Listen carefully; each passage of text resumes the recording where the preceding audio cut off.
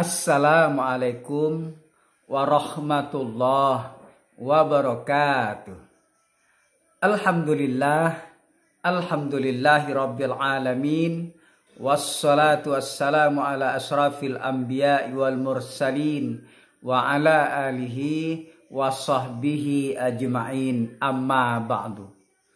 Para jamaah yang dirahmati Allah, pada kesempatan ini sedikit kita berbicara tentang apa itu tarekat. Para jamaah yang dirahmati Allah, kita sudah sama mengetahui bahwa tarekat atau tarekah itu adalah bagian dari ajaran agama Islam yang dibawa oleh Rasulullah Sallallahu Alaihi Wasallam. Para jamaah yang dirahmati Allah, kita sudah sama mengetahui pula bahwa amaliyah dari tarekah, perkumpulan dari tarekah, banyak diminati oleh kaum muslimin muslimat. Lalu pertanyaannya, apa itu tarekah atau apa itu tarekat? Jadi tarekat itu berasal dari kata bahasa Arab, dari kata benda, yaitu tariqah. Dapat kita artikan jalan, metode, atau tata cara. Jadi tariqah dapat kita artikan adalah suatu jalan, kemudian metode atau tata cara. Lalu apa definisi dari tarekat? Jadi menurut Kharisuddin Aqib dalam bukunya Al-Hikmah tercatat tarekat adalah merupakan suatu metode atau cara yang harus ditempuh oleh seorang salik atau calon sufi dalam rangka membersihkan jiwa sehingga dapat mendekatkan diri kepada Allah Subhanahu wa ta'ala. Metode semula tentu dipergunakan, diamalkan oleh sufi-sufi besar dan kemudian diikuti oleh murid-muridnya terus berlanjut. Sebagaimana halnya mazhab-mazhab dalam fikih dan kalam atau ilmu tauhid. Jadi diteruskan oleh murid-muridnya. Pada perkembangan berikutnya, membentuk suatu organisasi yang biasa disebut dengan tarekat. Jadi organisasi tarekat. Para jamaah yang dirahmati Allah, demikian juga menurut Harun Nasution, ia mengatakan bahwa tarekat berasal dari kata thariqah, yakni jalan yang harus ditempuh oleh seorang calon sufi dalam tujuannya berada sedekat mungkin dengan Allah. Tarekat kemudian mengandung arti organisasi. Tiap tarekat mempunyai syekh atau mursyid, ada upacara ritualnya dan bentuk zikirnya masing-masing. Antara tarekat satu dengan yang lainnya itu berbeda. Walaupun ada juga yang sama. Para jamaah yang dirahmati Allah, dari definisi tersebut,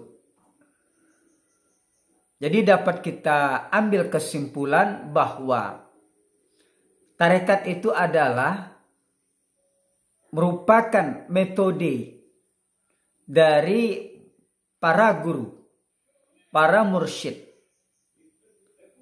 yang membina, yang membimbing murid-muridnya dalam rangka membersihkan jiwa atau hati. Karena tujuan daripada thariqah itu adalah membersihkan hati untuk mendekatkan diri kepada Allah Subhanahu wa taala. Karena pada umumnya untuk mendekatkan diri kepada Allah itu mesti harus membersihkan kotoran-kotoran yang ada di dalam diri kita, di dalam hati kita. Maka kita bersihkan. Nah, dengan apa membersihkannya? Dengan jalan memperbanyak zikir. Nah, inilah thariqat ini fokusnya kepada zikir dalam membersihkan jiwa atau hati. Jadi thariqat ini diajarkan oleh para sufi besar yang dia telah mempraktekkan, mengamalkan yang dari gurunya. Ya, diperintah oleh gurunya untuk beribadah sebanyak mungkin dengan tata cara yang telah diberikan petunjuk oleh gurunya, maka ia laksanakan. Kemudian setelah itu, setelah cukup dia mempelajari di dalam pelajaran-pelajaran zikir tersebut, setelah diamalkannya, maka dia mengajarkannya atas seizin gurunya itu. Kemudian dilanjutkan oleh murid-muridnya terus menerus sampai kepada kita sekarang dan mungkin yang akan datang. Kemudian thariqat itu juga termasuk organisasi, tapi tidak seperti organisasi yang lainnya.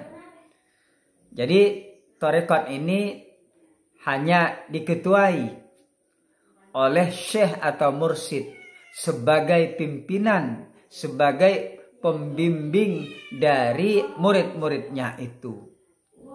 Kemudian dalam dia membimbing tentu dalam masalah ibadah, baik sholatnya, ibadah-ibadah yang lain, kemudian dengan memperbanyak zikir, baik secara perorangan atau zikir secara bersama-sama.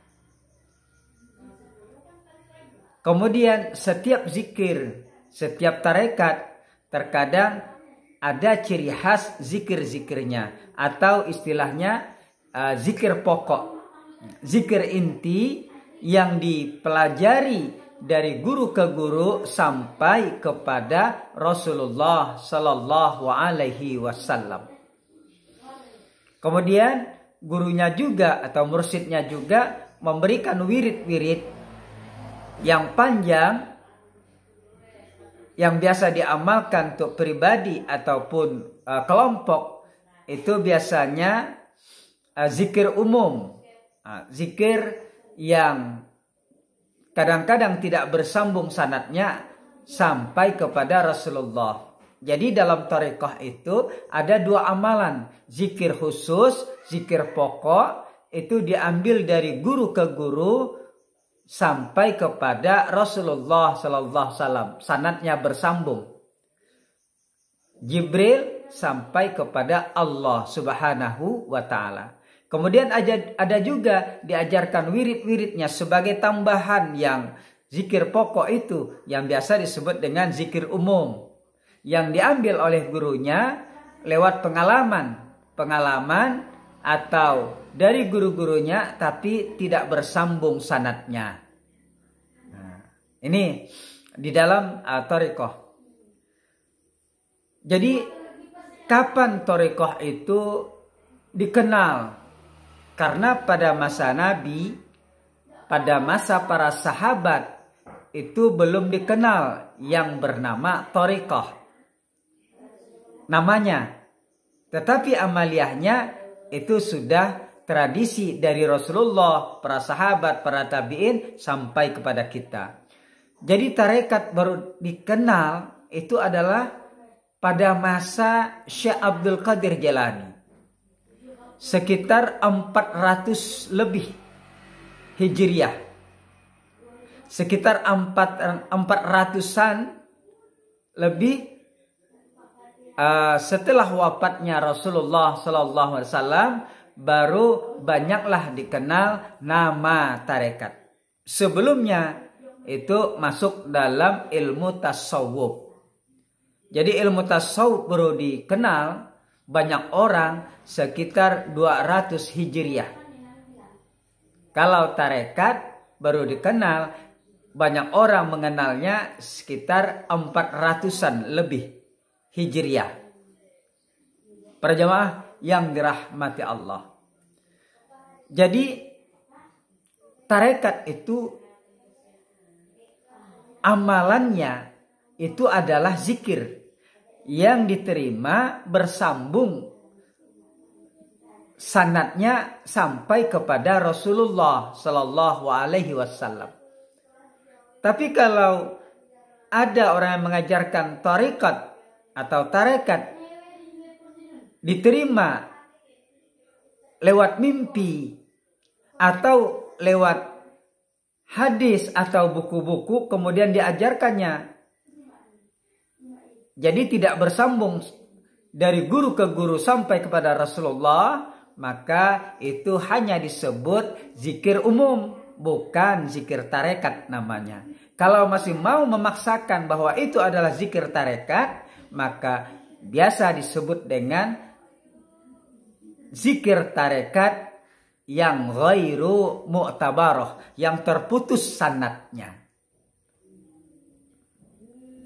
Jadi zikir tarekat yang kita ambil dari guru, yang guru itu diijazahkan oleh gurunya, terus bersambung kepada Rasulullah, maka itu disebut dengan zikir tarekat mu'tabarah. Ibarat dalam hadis itu hadis sahih. Kalau zikir tarekat ghairu mu'tabarah itu dalam istilah dalam hadis itu hadis dhaif, hadis lemah, karena tidak bersambung sanadnya. Para jamaah yang dirahmati Allah. Jadi tarekat itu spesialisnya adalah zikir. Tujuannya adalah untuk membersihkan hati agar mudah dekat kepada Allah Subhanahu wa Ta'ala yang Maha Suci. Jadi kalau kita ingin dekat kepada yang Maha Suci, mau tidak mau hati kita lahir dan batin itu harus suci. Cara mensucikan hati tentu dengan jalan memperbanyak ibadah, memperbanyak zikir. Zikir yang diambil adalah yang bersambung sanadnya sampai kepada Rasulullah. Bolehkah kita mengamalkan zikir yang tidak bersambung sanadnya sampai kepada Rasulullah? Itu sah-sah saja. Itu disebut dengan zikir umum. Apakah dapat pahala? Sudah jelas. Tapi alangkah bagusnya mengambil zikir harus kepada guru yang bersambung sanadnya. Para jamaah yang dirahmati Allah, hanya ini yang dapat kita sampaikan. Terima kasih atas perhatiannya. Mohon maaf atas kekurangannya.